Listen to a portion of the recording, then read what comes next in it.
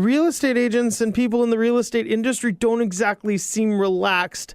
What did you do this morning that has just put you in the Zen mode? Oh, had a little coffee, had some vitamin B, so I'm all revved up. Oh, there you go. You're just It relaxes me. you get revved up, and then you have the Zen mind that just keeps you stress free. Mm-hmm. Well, speaking of the amount of stress that is in the real estate market right now, of course, not on you. You are in Zen mode over here. What is not just the stress of the market, but I mean, what about for real estate agents in general? I mean, isn't there a lot of stress on just people in the real estate industry? Absolutely. We're stressed as much as the buyers and the sellers. We just don't show it. Sure, obviously. We try to internalize that stress and work it out other ways because they expect you to be the calm one and talk them down when they're all stressed out. And so is that really what part of the job is right now? Well, it's real stressful out there now because the inventories are low and buyers, as an agent, we have to respond quickly. I mean, the morning might start, you think you can get all this paperwork done, but when that thing just hit, you got to get your buyer out, you show it. We have 3, maybe 4 days to get that offer in, and they say go. And now you're like, days. Now we have to get inspections going, start doing comps, get an offer together. And that could be having 3 different clients simultaneously because you have to be fast in this market with the buyer. Yeah. So tell me, what are all the different pieces of this puzzle that create the stress and create I guess it's tough to get the work done you set out to do in the morning. I mean, what pulls you in so many different ways where you wish there was 2 of you? Well, that's just how the game is. Yeah. In real estate. You just have to be a good multitasker, and you also have to be able to prioritize fast. And try not to let things get to you. You just got to kind of remind yourself, this is why I'm in this business. Some agents, though, don't. Yeah. Some can flip out sometimes. So how do you help keep your buyers positive and keep them from flipping out? I just try to be really honest from the beginning about what the market situation is and what to expect. Talk to them right up front about costs of pre-inspections. And, if they're going to pay that, it better be a house they really want. But let's also see if it's a house that we can really participate in a multiple situation. Because if it's right at your price point and you can't go above, I don't want to stress them out and think that they have a chance at it, because if we know there's 4 pre-inspections, it's for sure going over price. Mm-hmm. And they're not going to be able to participate in that situation. Do you have any good stories about any stressed out clients or stressed out real estate agents? Oh, I had a really good stressed out agent last night. Yeah? Oh, yeah. It was pretty funny. I actually had a good laugh with a couple other agents who experienced it at the same time as me. What happened? Well, don't leave us all hanging. The ears are tuned in. Hey, we're in a market now. We all are under the same boat with the same timelines to get an offer in. When you come up to the house and the door's locked and the key box is open, you knock on the door and say, hey, can we just preview? Because that's all we were doing. Man, that agent was flipped out saying he had a booked appointment for his inspection, that nobody was going to come in while he was pre-inspecting. And I had to let him know in a nice, firm way that we had an appointment with the seller. In your Zen mode voice. And that he could not refuse to allow us in. In fact, I'm pretty sure it's illegal according to the MLS rules. Yeah. But no police involvement, though? No, I wouldn't take it that far. It's not worth it. Yeah.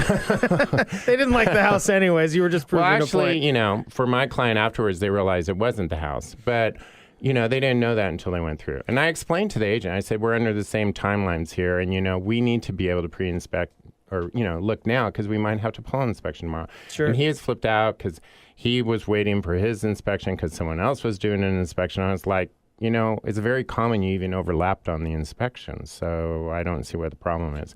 Yeah. But it was really good listening, calling the listing agent and telling them how they should be listing their house, which I thought, well, I wouldn't be doing that if I'm about to make an offer. Right.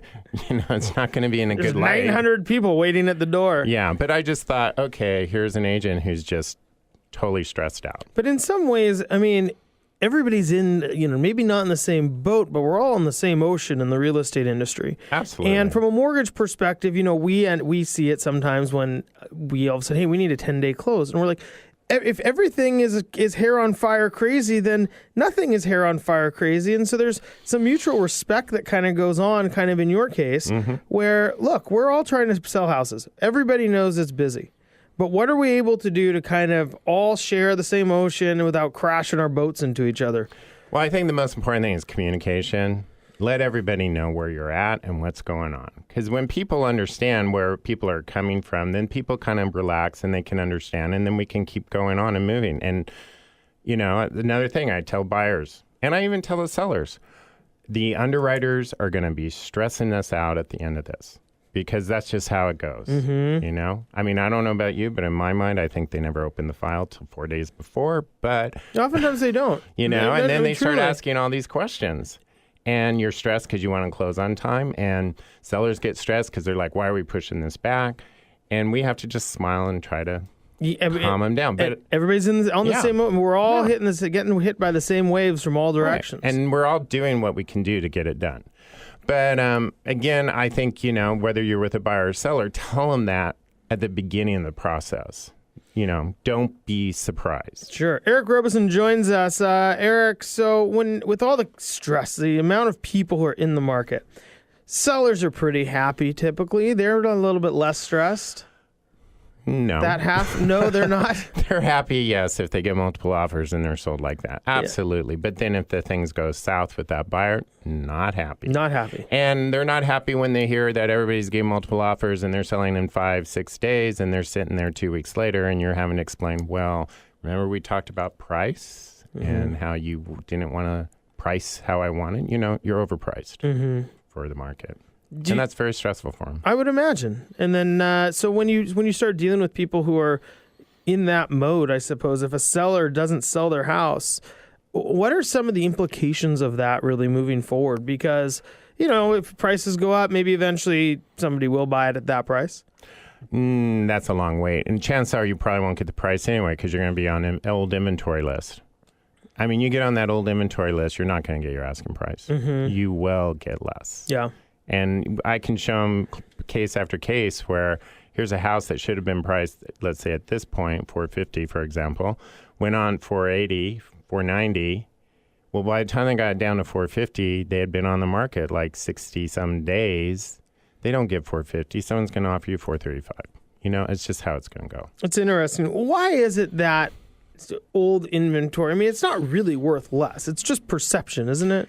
Well, yeah, this is a very emotional game, real estate. Like, this is an old house. I mean, it's not like day-old donuts where they get a little bit crusty, right? But that's how the perception is. It's the same friggin' house it was 30 or 60 days ago. Yeah, but a day-old donut's half price. That's right, and and they're still good. That was my point, Eric. Price. Is that day-old donuts? But the house doesn't get old and crusty and taste poor.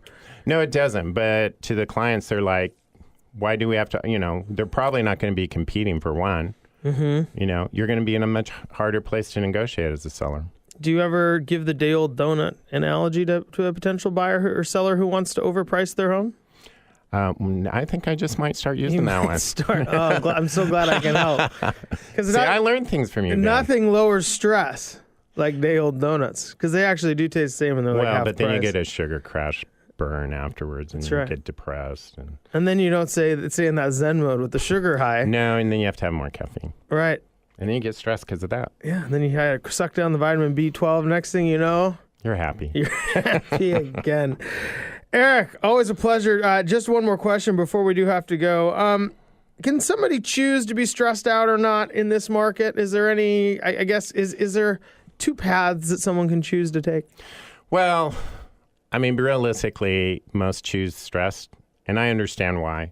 It is very stressful because it's a big thing in someone's life, a major purchase or a selling thing. But, a great clients are the ones who go in and are realistic from the very beginning, and they'll go, well, it just wasn't going to be my house. Someone else will come along soon.